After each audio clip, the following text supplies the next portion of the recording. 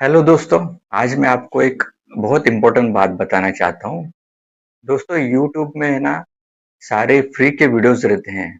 Stock market के, share market के, option trading के। तो सारे वीडियोस फ्री में देख के सीधा ट्रेडिंग चालू मत करो। आप कहीं से सीखो, कोई क्लास ज्वाइन करो। ठीक है, कोई भी क्लास ज्वाइन करो। क्लासेस तो बहुत रहते हैं यूट्यूब में, आपको पता चल जाएगा। क्लास ज्वाइन करो, थोड़ा सीखो। ऑप्शन ट्रेडिंग का कॉन्सेप्ट क्या है वो सीखो। ऑप्शन बायर क्या होता है, ऑप्शन सेलर क्या होता है, ये लोग कितना पैसा लगाते हैं, कब पैसा लगाते हैं, मार्केट में कितना पैसा लगाना चाहिए, पूरा पहले सीख के लो। और अगर आपको कमोडिटी में ट्रेडिंग करना है, कमोडिटी मार्केट में इंटरेस्ट है, तो मैं शाम के वक्त कमोडिटी में ट्रेड करता हूँ। शाम को 5 बजे से 9 बजे तक।